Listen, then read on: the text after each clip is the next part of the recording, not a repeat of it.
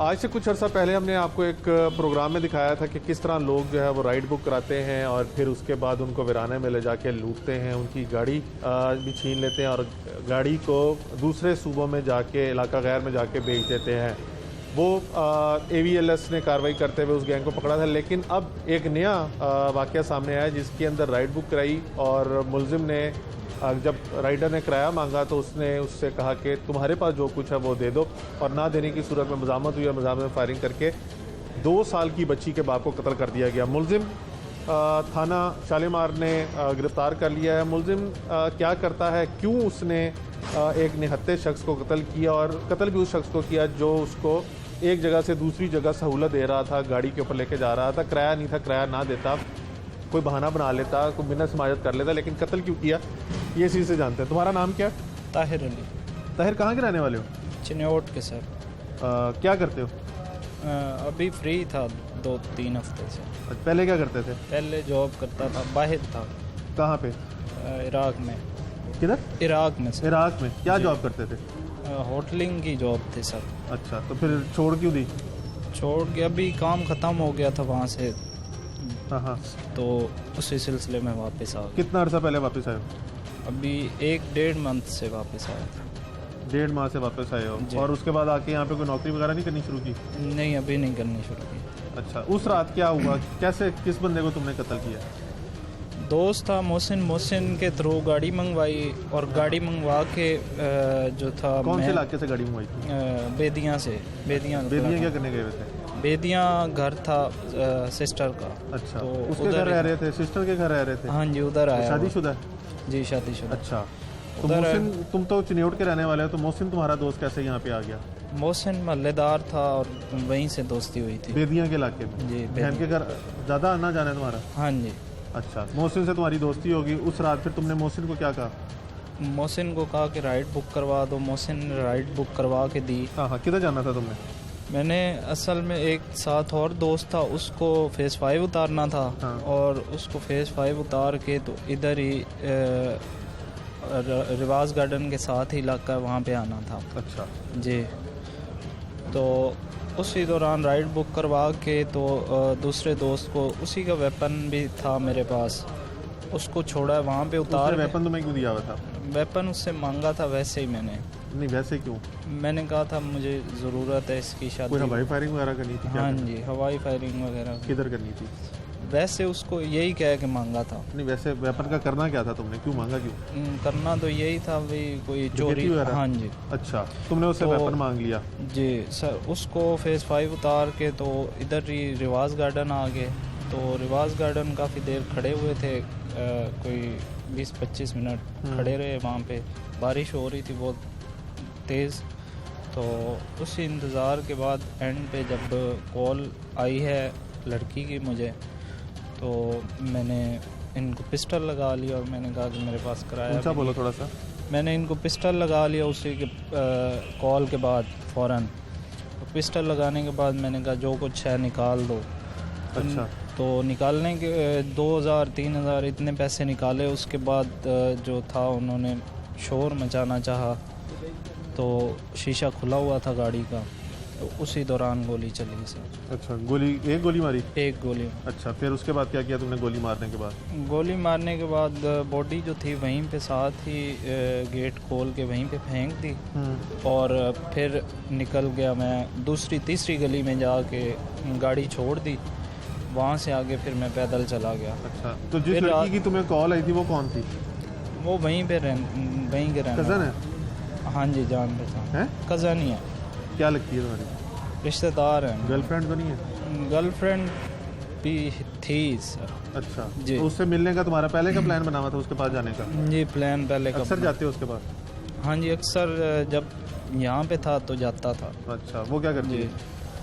वो फ्री होती हैं घर। अच्छा, फिर तुम उसके पास चले गए? जी। उसके कहने पे तो नहीं कत्ल किया तुमने? नहीं नहीं। उसने कोई पैसे वगैरह तो नहीं डिमांड किए हुए थे तुमसे? नहीं नहीं। तोहफा कोई? नहीं, कोई नहीं। होता ना, प्यार मोहब्बत बन जाता है तो बंदा कहता है कि मैं तुम्हें आज ये तोहफा दूंगा, तो वो पैसे नहीं थे तुमने? नहीं सर, मैं असल में तोहफा तो नहीं, मैं खुद आइस वगैरह का वो अभी यूज़ करना शुरू कर दी थी मैंने। अच्छा, कितने अरसे से आइस यूज़ कर रहे हो? आइस वैसे तो वहाँ जाने से पहले, इराक जाने से पहले भी यूज़ कर रहा था, फिर वहाँ से आया हूँ अभी फिर यूज़ करना शुरू किया। उस दिन जब तुमने बंदे को कत्ल किया उस दिन तुमने नशा किया हुआ था? हाँ जी, उस दिन भी की हुई थी। कितनी आइस की हुई थी? कितनी कर लेते हो? 1 ग्राम दिन में कर लेते हो? हाँ जी, 1 ग्राम दिन में हो जाती है। कितने की आती है 1 ग्राम आजकल? 1000-1500 की आती। तो उसके पैसे कहाँ से आए तुम्हारे पास आइस करने के?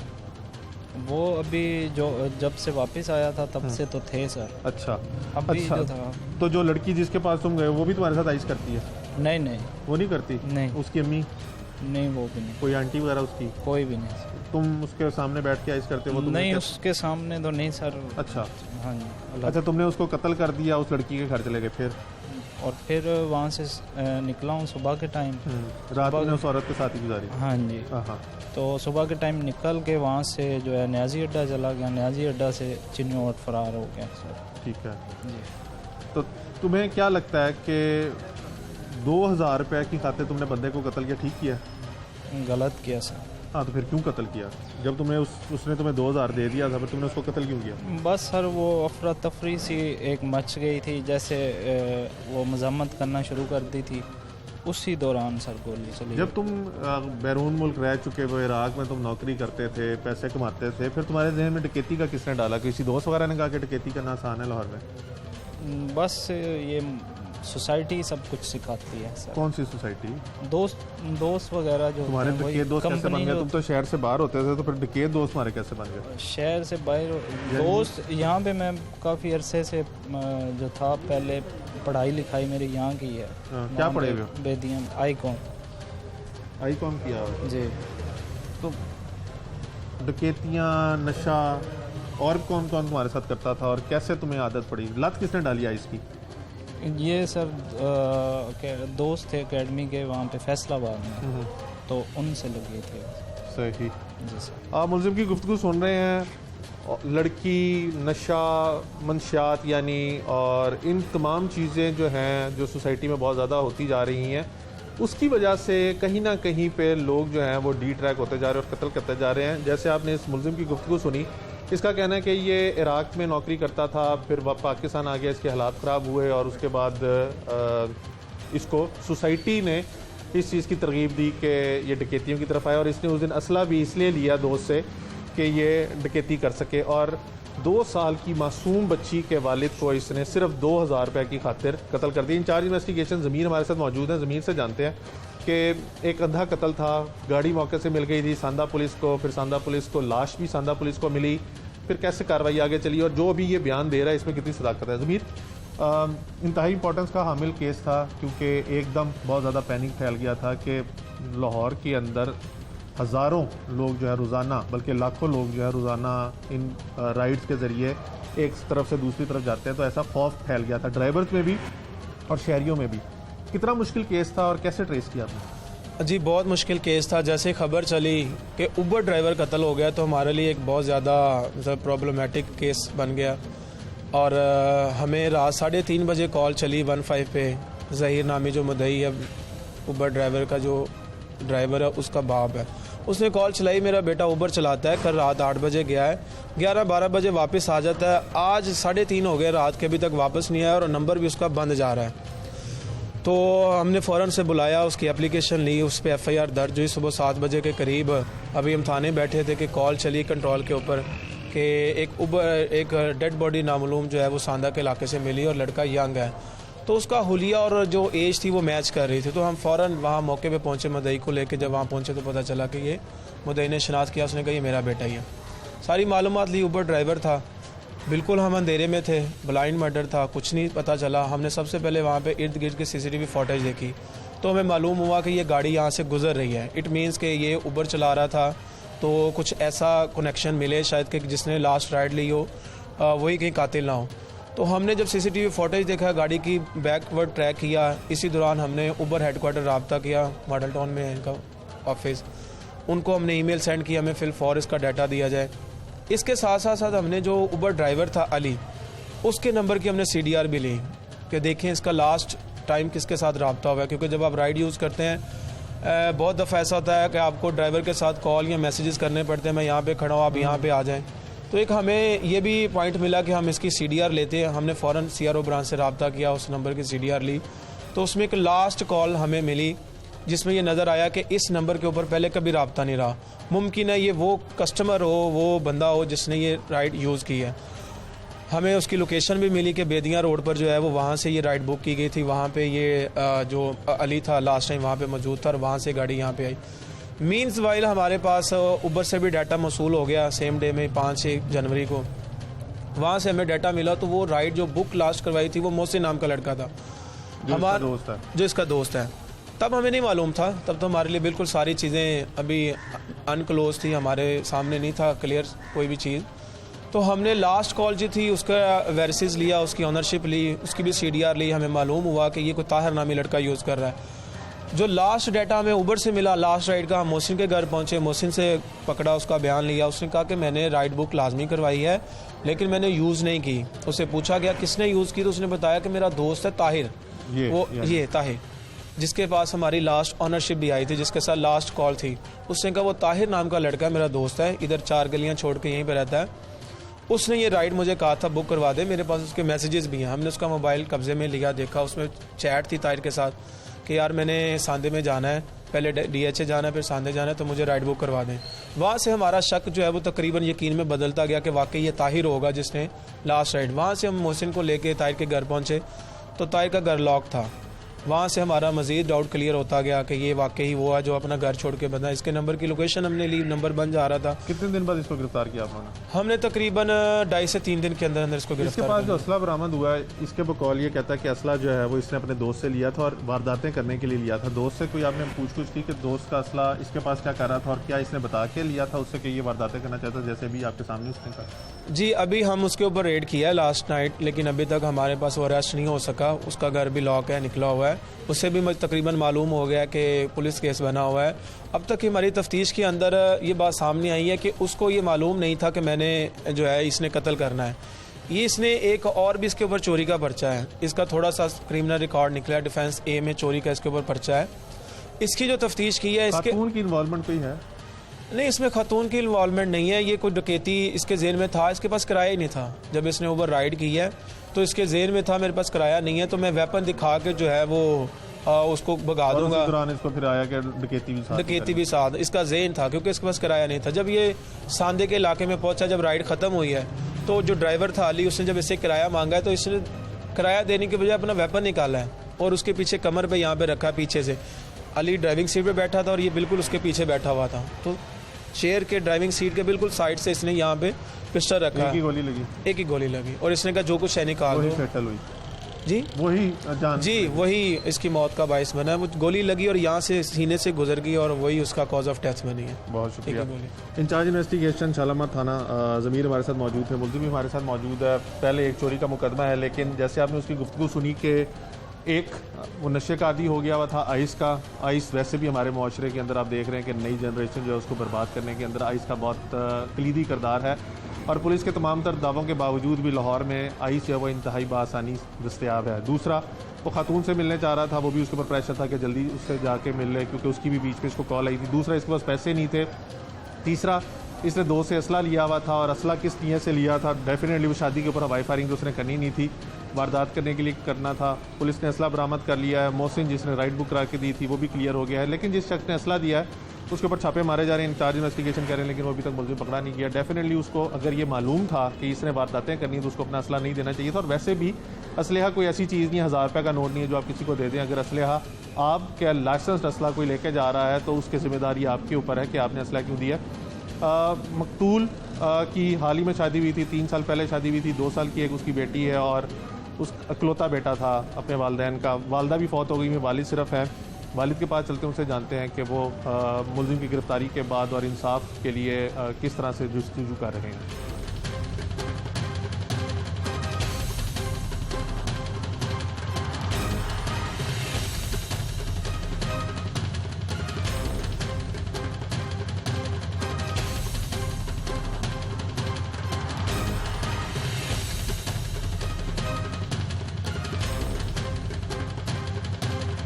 मोहम्मद अली का कैसे आपको पता चला कि उनको डकैती के दौरान कत्ल कर वो उसके बाद जब मैं फिर घर आया हूँ 6 बजे, तो 6:10 पे इधर मस्जिद में नमाज़ पढ़ी है फजर की, और नमाज़ पढ़ के मैं घर आया हूँ तकरीबन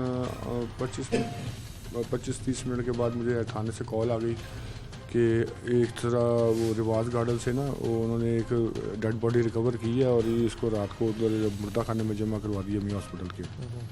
तो आप जाके किसी बंदों को साथ ले जाएँ और जाके उधर शनाख्त कर लें, क्योंकि उस वक्त थाने में मेरे को तस्वीरें भी दे चुका था इनको ना, इन्वेस्टिगेशन वालों को, तो इसलिए उनको मेरा पता चल गया था। उन्होंने मुझे कहा जी आप, हमें तो नहीं पता था, फिर मुझे उनका नंबर दिया ये अपना वो रिवाज गार्डन थाने वाला जो था ASI, उसका नंबर दिया कि आप इससे रब्ता कर ले, इसने इलाज, फिर उससे रब्ता किया, उससे हुलिया पूछा, उसने मेरे बेटे के मुताबिक बताया। फिर मैं तो यकीन नहीं आ रहा था कि शायद वही हो या कि और हो, लेकिन फिर वो जब उस तरह फिर मैं उधर मुर्दा खाने में जाकर डेड बॉडी शनाख्त किया तो फिर मुझे पता चला ये मेरे बेटे। कितने बच्चे हैं आपको? मेरा एक ही बेटा था, इकलौता बेटा था। आपकी शायद अहलिया भी इंतकाल कर गई? हाँ जी, 2 साल पहले उनका भी इंतकाल हो चुका हुआ है। इकलौता बेटा रोज़ी रोटी कमाने के लिए घर से निकला और इस तरह वारदात में जो पुलिस बताती है कि डकैती के दौरान कत्ल कर दिया, तो कितना मुश्किल? बहुत मुश्किल है, ये तो साने से काम नहीं है मेरे लिए, तो कि समझ लें मेरी तो सारी दुनिया लुट गई। एक बच्ची का बाप गया, एक बीवी का शोहर गया, मेरा बेटा गया, मेरा भाई सहारा था, मेरे तो बाजू कट गए दोनों।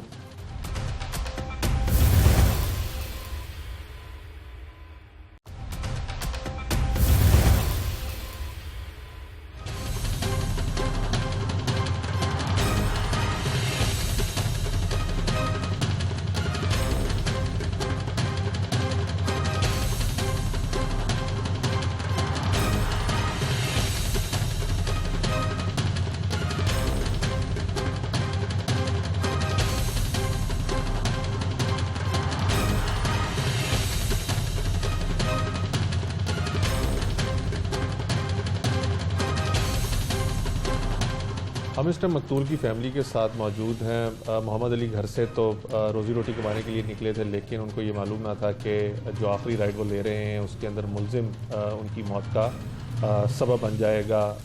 जैसे पुलिस का भी यही कहना है कि मुलजिम के पास पैसे नहीं थे और उसने डकैती की नीयत से असला भी अपने पास रखा हुआ था, और इसी तनाज़र के अंदर मज़ाहमत करने पर मोहम्मद अली को गोली मारकर उसने उसकी जान ले ली। हमारे साथ इस समय मोहम्मद अली के वालिद और केस के मुद्दई भी मौजूद हैं, उनसे जानते हैं।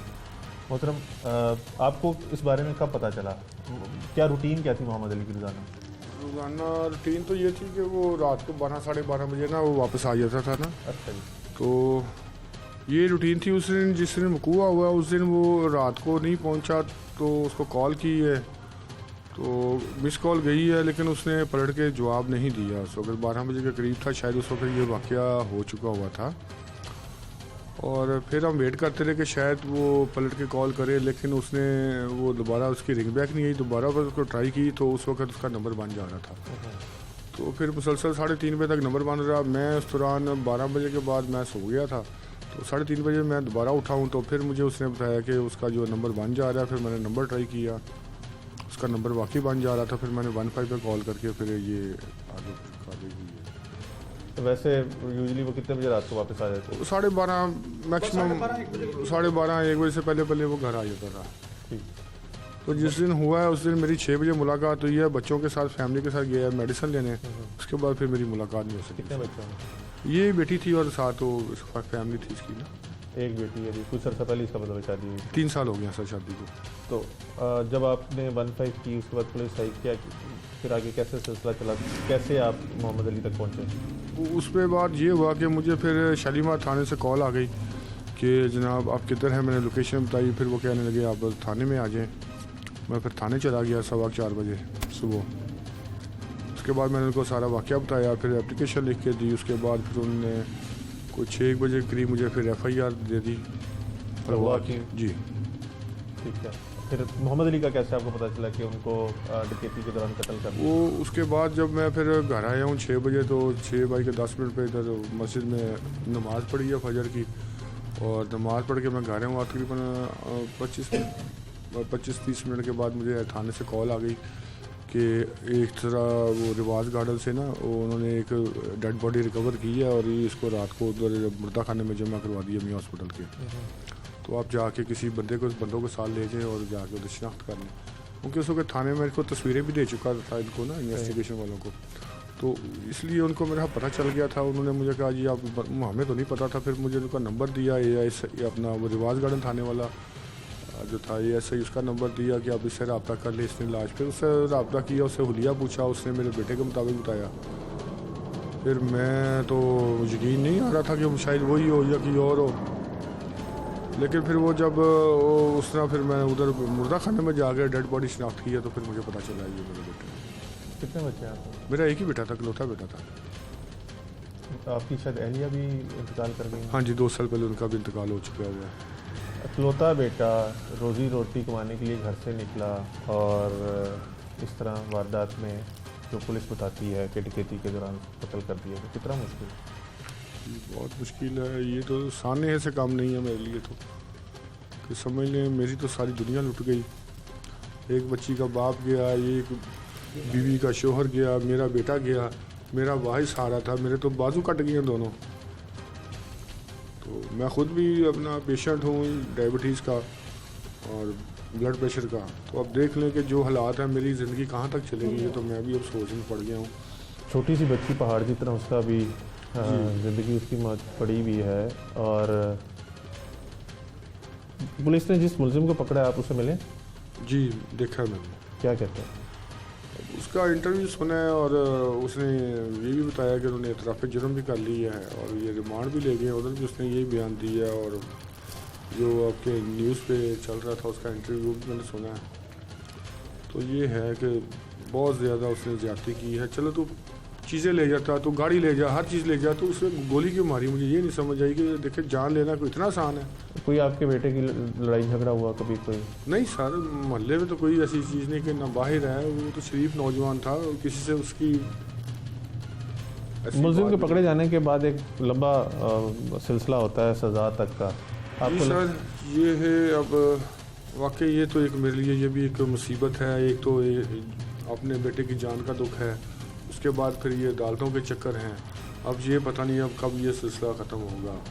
अभी तो ऐसे सिलसिले हैं, मैं तो बहुत ही इसके मेरे लिए तो परेशानी का बाइस है। एक तो आपका एक अजीज़ बेटा, मेरा प्यारा बेटा मेरा चला गया, उसके बाद उसकी फिर आगे अदालतों में धक्के खाने, चक्कर काटने, और बेटियां भी हैं। अब इसकी बेटी है, मेरी बहू है, वो भी मेरी बेटी जैसी है, वो भी मेरी बेटी है। तो 2 बेटियों का बोझ मेरे कंधे पे है। तो अब देख लें जैसे तैसे हुआ। मैं तो अल्लाह से ये दुआ करता हूँ कि अल्लाह पाक मुझे हिम्मत दे, तो मैं अपनी ये बच्ची है इसका कुछ ना कुछ करके जाऊँ। आपसे उस टाइम बाहर बात हो रही थी तो आप बता रहे थे कि आपने मुलजिम को देखा है, लेकिन आपको यकीन नहीं आता कि ये मुझे, मुलजिम। हाँ सर, इसकी क्या वजह उस सर वो मुझे लगता ही माइक आगे। हाँ जी, वो मुझे लगता ही नहीं कि इसने हमारे वो भतीजे का मर्डर किया है। क्यों? क्योंकि वो उसकी जो शुबात है, शक्ल है, वो ऐसे है जैसे कोई थर्ड पर्सन जो लोग होते हैं। अंकल, आपने आइस का नशा सुना? हाँ सुना हुआ है। आइस का नशा करता है मुलजिम जी। और वो इतराफ़ करता है कि जब उसने इनके बेटे को कत्ल किया तो जी। उसने नशा किया हुआ था। तो वो कहता है कि मैं नशे में था और मैंने मेरे पास किराया नहीं था, तो मैंने उसको कहा कि जो कुछ तुम्हारे पास है वो दे दो। उसने मुझे 2000 रुपया दिया, उसके बाद पर्स नहीं दे रहा था और इस दौरान झगड़े पे हो गया। तो ये बात आपकी समझ में आती है, यानी आप मानते हैं? सर अभी ये कुछ जो पॉइंट है ये टैली नहीं हो रहे पॉइंट जो है इनके, क्योंकि गाड़ी हायर ये उधर से की है बेदी रोड से, जो मोहसन नाम के लड़के से इन्होंने बुक की है, ठीक है जी। उसके बाद ये लड़का उसमें बैठा है और साथ इसके कोई हमजा नामी दोस्त है वो भी, ठीक है जी, वो भी बैठा है साथ इसके। तो रास्ते में यही मतलब इसके बयान के मुताबिक कि जी वो जो हमजा नामी आदमी है वो रास्ते में उतर गया है। फिर मैं इसको ना डिफेंस फेज 5 में मैंने वो शॉपिंग करनी थी मैंने, ठीक है जी।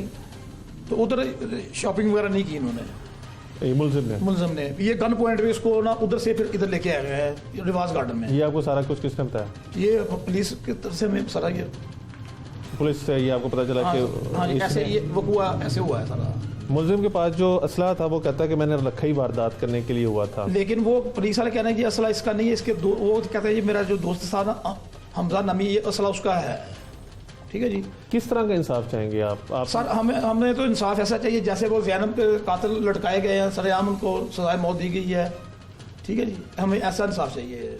ये अदालतों के चक्कर, ये पुलिस के चक्कर हमें तो नज़र नहीं आता इसमें। जिस तरह से अंकल अभी आप कह रहे थे कि आप एक तो आपका बेटा चला गया, दूसरा सिर्फ अब आपकी बहू और आपकी बेटी हैं और ये बच्ची पोती रह गई हैं, और आप एक दादा होने के नाते, एक मकतूल के वालिद होने के नाते, एक खातून के ससुर होने के नाते डेफिनेटली आपके लिए बड़ा मुश्किल होगा कि अदालतों में, पेशियों में जाएं और शनाख्त परेडों पे जाएं। क्या अपील करेंगे हुक्मरानों से कि ये जिस तरह से नशों में पड़ के लोग डकैतियाँ कर रहे हैं, वारदातें कर रहे हैं, और जो लोग घर से सिर्फ रिस्क कमाने के लिए निकलते हैं उनकी नाहक जान ले ली जाती है, तो किस तरह से आप क्या अपील करेंगे? किस तरह से आप चाहेंगे कि आपका बर्डन जो है वो कम किया जा सके? जी वो तो जो नुकसान है जो मेरे साथ जो हुआ है वो तो कम नहीं हो सकता, उसका किसी भी तरह कर्ज उसका और दर्द मेरा कम नहीं हो सकता।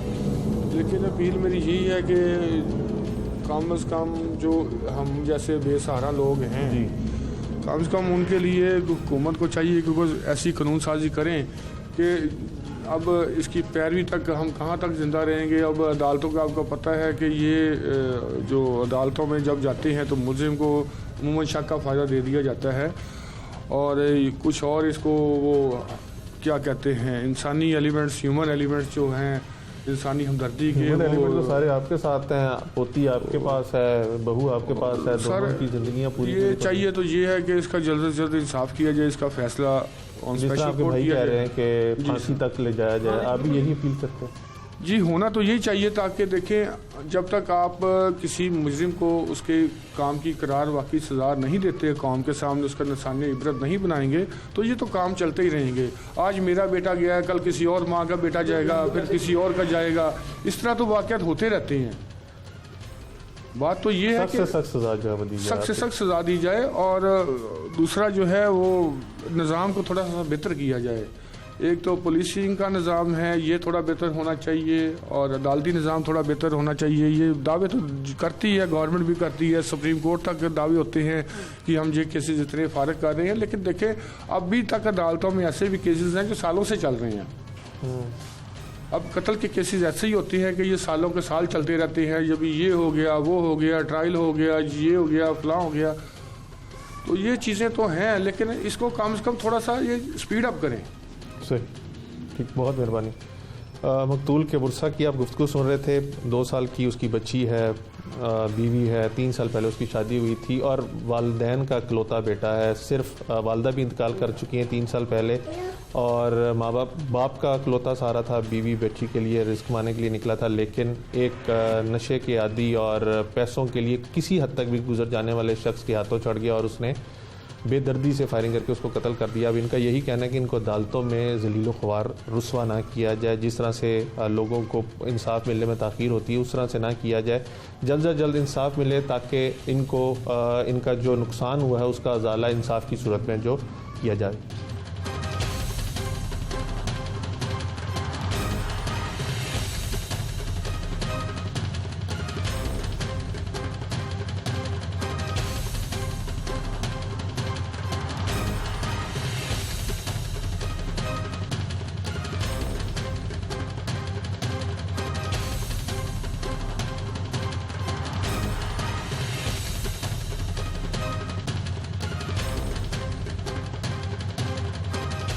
पाकिस्तान में जी जो अदालती निज़ाम है ये बहुत ज़्यादा ताख़ीर का शिकार है, और कहा नहीं जा सकता, लेकिन मेरी एक कैलकुलेशन है जो मैंने डाटा कलेक्ट किया कि क्रिमिनल केसेस जो हैं इनकी जो टोटल टाइमलाइन है कोई कम से कम 7 साल तो नीचे लग जाएंगे, और उसके बाद हाई कोर्ट जाएगा और सुप्रीम कोर्ट जाएगा, ले दे के कोई 10 साल के लगभग इस केस को कंक्लूड होने में लग जाएंगे।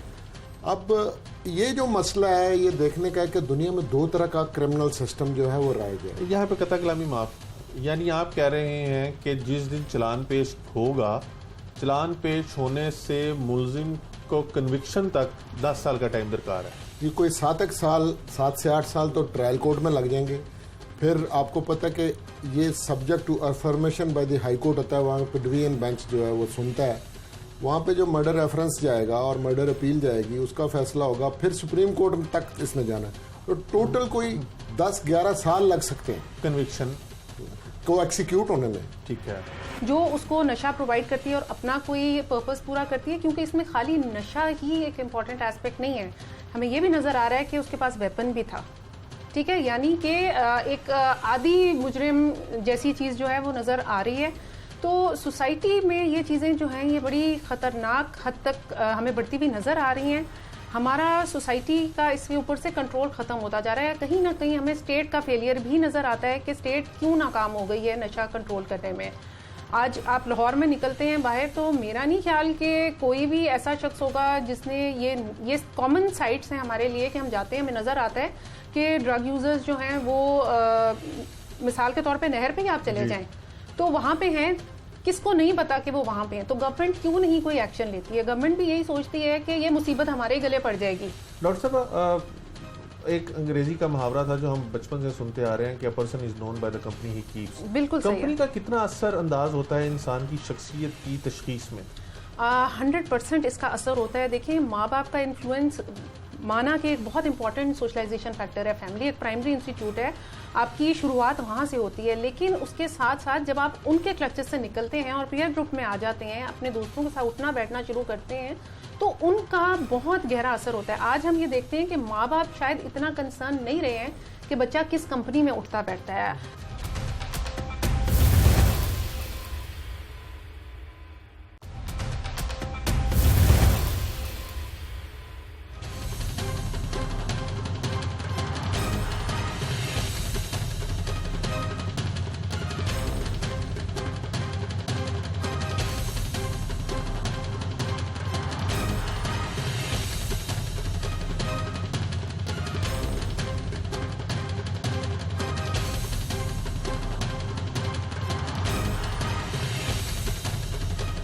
जिस केस के ऊपर आज हम प्रोग्राम कर रहे हैं उसमें कानूनी राय लेने के लिए हम ज़फ़र इकबाल कलानूरी साहब के पास मौजूद हैं, जो सुप्रीम कोर्ट के सीनियर एडवोकेट हैं। इनसे जानने की कोशिश करेंगे कि मकतूल के वालिद जो हैं उनको उनके बेटे का कातिल जो है वो तो पकड़ा गया है और उसको कानून के मुताबिक 302 के तहत जो मुकदमा दर्ज हुआ उसमें सज़ा भी मिलेगी।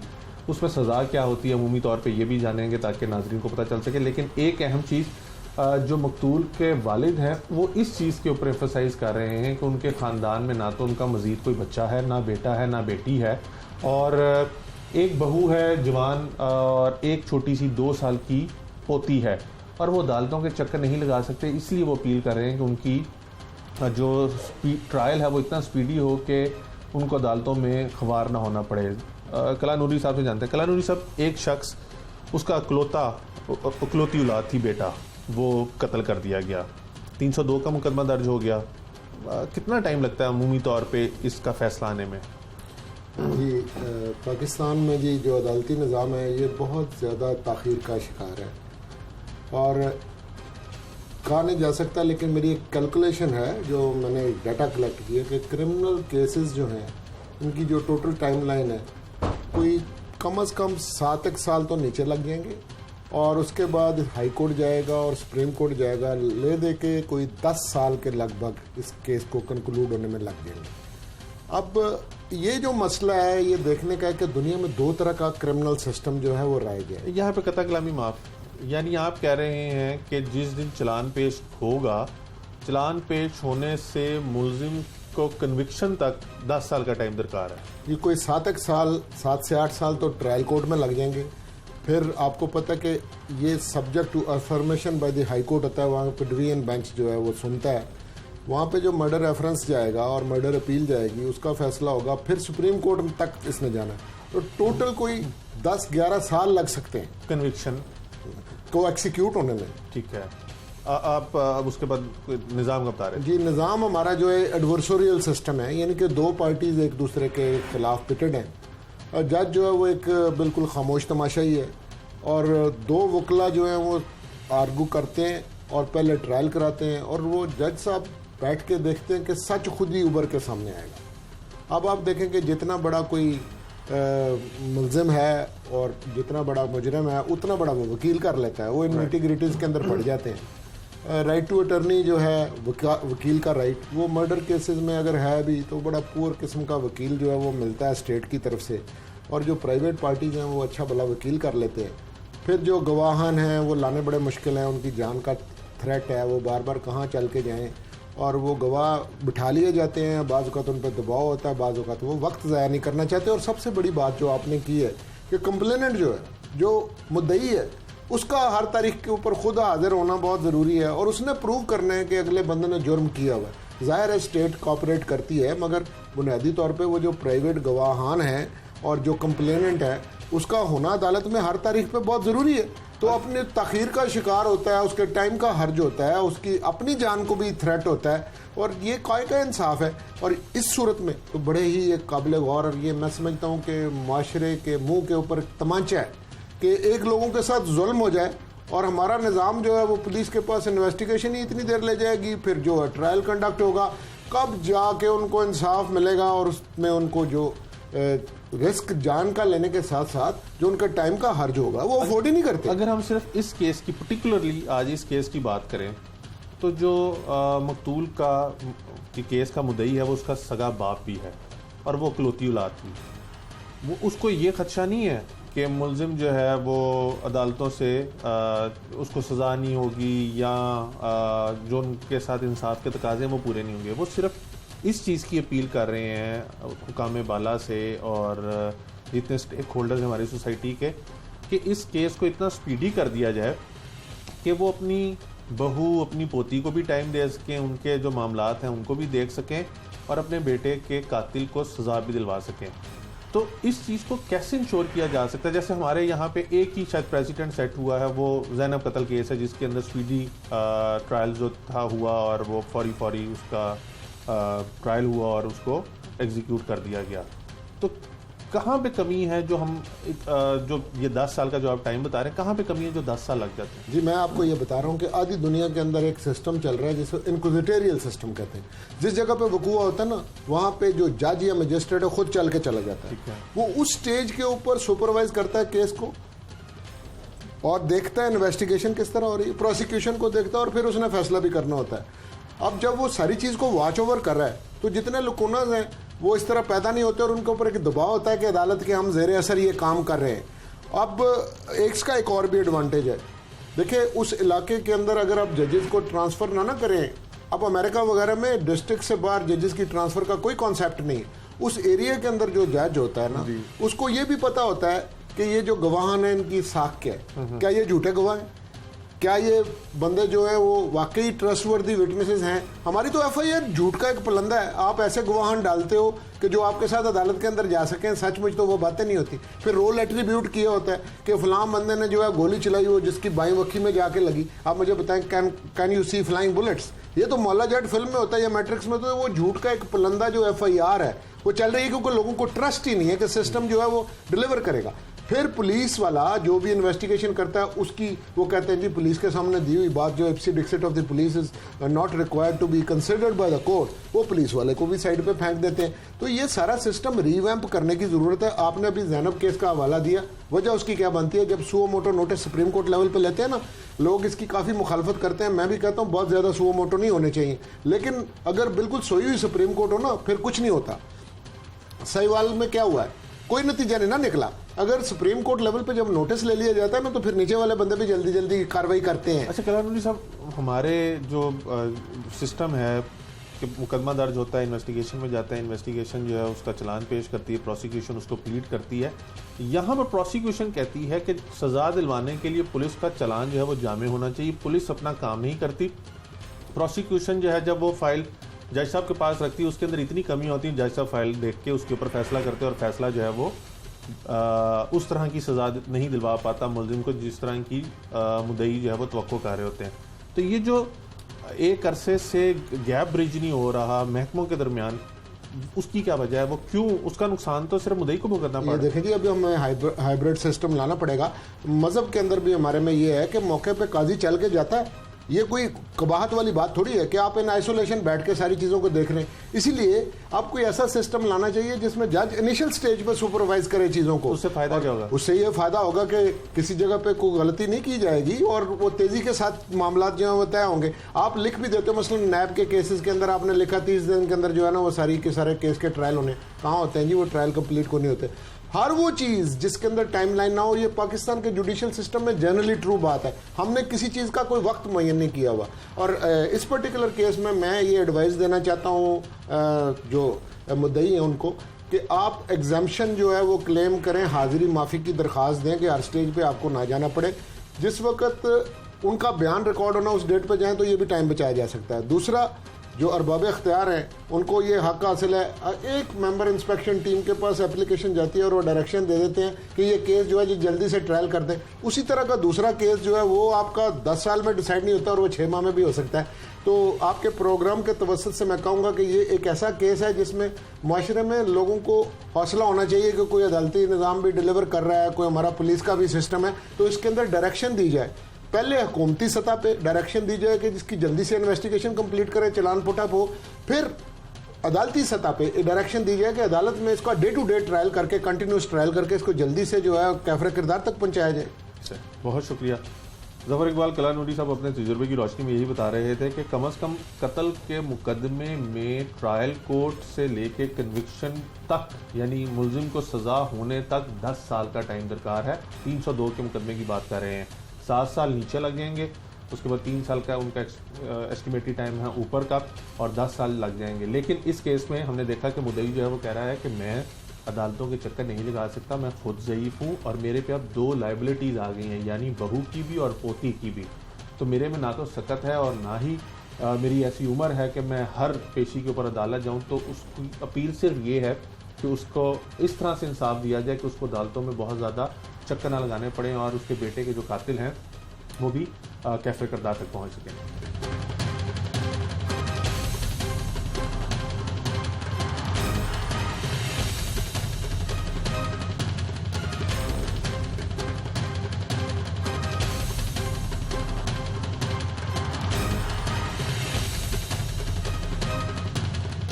जिस केस के ऊपर आज हम प्रोग्राम कर रहे हैं उसके अंदर माशरती रवैये जो है उनको बहुत बुरी तरह गिरते हुए देखा जा सकता है कि एक शख्स जो नशे का आदी है और नशे की उस लत को पूरा करने के लिए वो एक जवान 26-27 साल के लड़के को कत्ल कर देता है, ये बलाए ताक रखते हुए कि उसकी फैमिली है, उसकी एक बीवी है, छोटी सी बेटी है और एक बाप, यानी उसका कोई आगे पीछे वारिस नहीं है, कोई बहन भाई नहीं है और बाप इसी के कंधों पर ज़िंदगी गुजारा है। लेकिन वो नशे की लत को पूरा करने के लिए इसको कत्ल कर देते हैं और नशे की लत के साथ साथ एक औरत को मिलना है उसने और नशा भी ख़रीदना है, उस औरत को भी जाके मिलना है, बारिश भी हो रही है, देर भी हो रही है, तमाम फैक्टर्स का वो गुस्सा जो है वो एक ड्राइवर पर निकाल देता है। हमारे साथ इन तमाम सोशल फैक्टर्स को डिस्कस करने के लिए शुमाइल अतर साहिबा मौजूद हैं जो प्रोफेसर भी हैं और साथ साथ माहिर इमरानियात भी हैं, यानी सोसाइटल बिहेवियर्स के ऊपर बड़ी नज़र रखती हैं।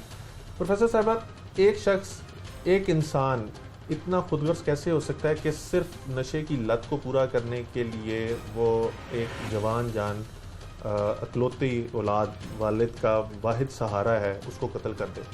देखिए, ड्रग्स जो हैं ये तो बहुत एक नेगेटिव चीज़ है जो सोसाइटी में इमर्ज हो रही है और बड़ी तेज़ी के साथ इमर्ज हो रही है। इसमें जो है बहुत सारी चीज़ें देखने की ज़रूरत है कि क्यों इतनी इजी एक्सेस जो है वो आज माशरे में है कि एक इंसान जो है वो इसके अंदर पड़ जाता है। क्या वो पीयर ग्रुप प्रेशर है जो उसको मजबूर कर देते हैं कि वो ऐसा करें? इस केस में हम ख़ास तौर पे देख रहे हैं कि एक गर्लफ्रेंड है जिसको उसने मिलने के लिए जाना है, पैसे नहीं हैं उसके पास और उसका जो माइंड है उसका वो भी उसके कंट्रोल में नहीं है। गर्लफ्रेंड भी उससे उम्र में डबल की है तकरीबन, इसकी उम्र मुलजिम की 25 साल है और औरत की उम्र 43-44 साल बताई जाती है। तो इसमें हमें ये नहीं पता कि उसका उसके साथ क्या वेस्टेड इंटरेस्ट है, वो क्या चीज़ है जो उसको उसकी तरफ अट्रैक्ट कर रही है, क्या वो उसको नशा प्रोवाइड कर रही है, क्या वो एक सोर्स है जो उसको नशा प्रोवाइड करती है और अपना कोई पर्पस पूरा करती है, क्योंकि इसमें खाली नशा ही एक इम्पॉर्टेंट एस्पेक्ट नहीं है। हमें ये भी नज़र आ रहा है कि उसके पास वेपन भी था, ठीक है, यानी कि एक आदि मुजरिम जैसी चीज़ जो है वो नज़र आ रही है। तो सोसाइटी में ये चीज़ें जो हैं ये बड़ी ख़तरनाक हद तक हमें बढ़ती हुई नज़र आ रही हैं। हमारा सोसाइटी का इसके ऊपर से कंट्रोल ख़त्म होता जा रहा है। कहीं ना कहीं हमें स्टेट का फेलियर भी नज़र आता है कि स्टेट क्यों नाकाम हो गई है नशा कंट्रोल करने में। आज आप लाहौर में निकलते हैं बाहर, तो मेरा नहीं ख्याल कि कोई भी ऐसा शख्स होगा जिसने ये कॉमन साइट्स हैं हमारे लिए कि हम जाते हैं, हमें नज़र आता है कि ड्रग यूज़र्स जो हैं वो मिसाल के तौर पे नहर पे ही आप चले जाएं तो वहाँ पे हैं, किसको नहीं पता कि वो वहाँ पे हैं। तो गवर्नमेंट क्यों नहीं कोई एक्शन लेती है? गवर्नमेंट भी यही सोचती है कि ये मुसीबत हमारे ही गले पड़ जाएगी। डॉक्टर साहब, एक अंग्रेजी का मुहावरा था जो हम बचपन से सुनते आ रहे हैं कि a person is known by the company he keeps. बिल्कुल सही है। कंपनी का कितना असर अंदाज होता है इंसान की शख्सियत की तशखीस में? 100% इसका असर होता है। देखिए, माँ बाप का इन्फ्लुएंस माना कि एक बहुत इंपॉर्टेंट सोशलाइजेशन फैक्टर है। फैमिली एक प्राइमरी इंस्टीट्यूट है, आपकी शुरुआत वहाँ से होती है। लेकिन उसके साथ साथ जब आप उनके क्लचेस से निकलते हैं और पीयर ग्रुप में आ जाते हैं, अपने दोस्तों के साथ उठना बैठना शुरू करते हैं, तो उनका बहुत गहरा असर होता है। आज हम ये देखते हैं कि माँ बाप शायद इतना कंसर्न नहीं रहे हैं कि बच्चा किस कंपनी में उठता बैठता है। हम अपने वक्तों की बात करें तो हमारे पेरेंट्स को बहुत कंसर्न होता था कि ना सिर्फ बच्चियों की तरबियत इस तरह से की जाती थी, बल्कि लड़कों को भी इसी तरह से देखा जाता था कि कौन वो दोस्त हैं जिनके साथ उठा बैठा जा रहा है। एंड ऑब्वियसली ये जो नेगेटिविटीज़ हैं या जो नेगेटिव एक्टिविटीज़ हैं ये घर से नहीं शुरू होती हैं। घर में तो नहीं कभी बाप कहता कि आओ बेटा मिलके ड्रग्स का इस्तेमाल करें या आओ बेटा बैठ के हम एक कश लगा लेते हैं। ये एक्टिविटीज़ शुरू होती हैं पीयर ग्रुप से।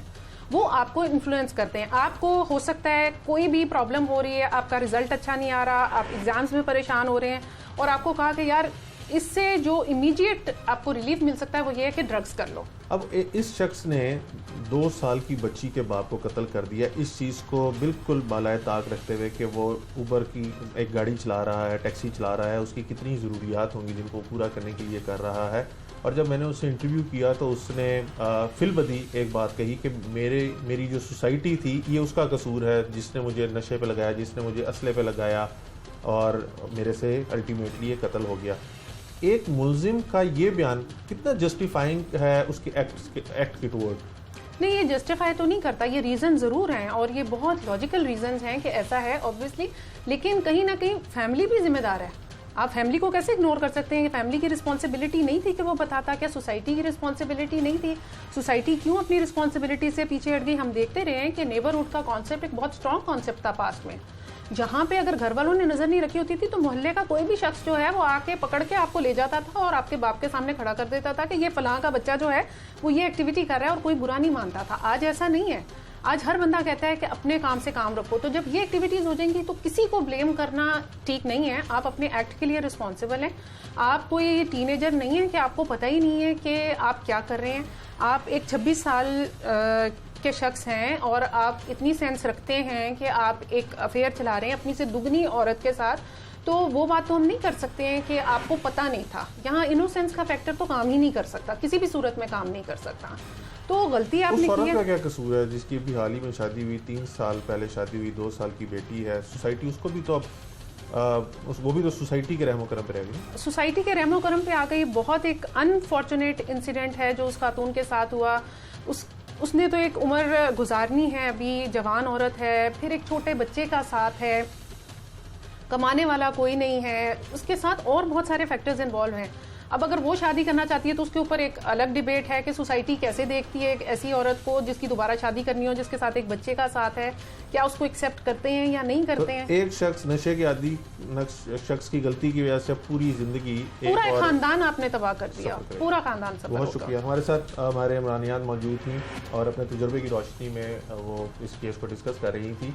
लेकिन इस केस के अंदर, आज के केस के अंदर, अगर जो सबसे इम्पोर्टेंट चीज़ देखी जाए तो वो ये है कि मकतूल का वालिद और कोई चीज़, किसी चीज़ की डिमांड नहीं कर रहे, वो सिर्फ इस चीज़ की डिमांड कर रहे हैं कि जल्द से जल्द मेरे बेटे के केस का फैसला सुना दिया जाए, मुझे अदालतों में ख्वार ना होना पड़े, क्योंकि मुझे जवान बहू की भी देखभाल करनी है और 2 साल की पोती की भी देखभाल जो है वो करनी है, उसकी ज़रूरियात को भी पूरा करना है। दूसरी तरफ माहिर कानून जब हमारे साथ मौजूद थे तो माहिर कानून का कहना है कि कम से कम 10 साल तो दरकार हैं इस केस को का फैसला आने तक और मुलजिम को सज़ा होने तक। तो 10 साल एक ज़िंदगी का बहुत बड़ा हिस्सा होता है। और इसी चीज़ को मकतूल के वालिद जो हैं उन्होंने कहा कि उनको नहीं पता उनकी कितनी उम्र है। जबकि दूसरी जानिब प्रोफेसर साहिबा की आपने गुफ्तगू सुनी, उनका ये मानना है कि एक पूरी फैमिली इस शख्स की वजह से सफ़र कर रही है और इसके अंदर जहाँ पे सोसाइटी जिम्मेदार है वहाँ पे वालिदैन भी जिम्मेदार है और स्टेट भी जिम्मेदार है कि इन मंशियात फरोशों के खिलाफ आज तक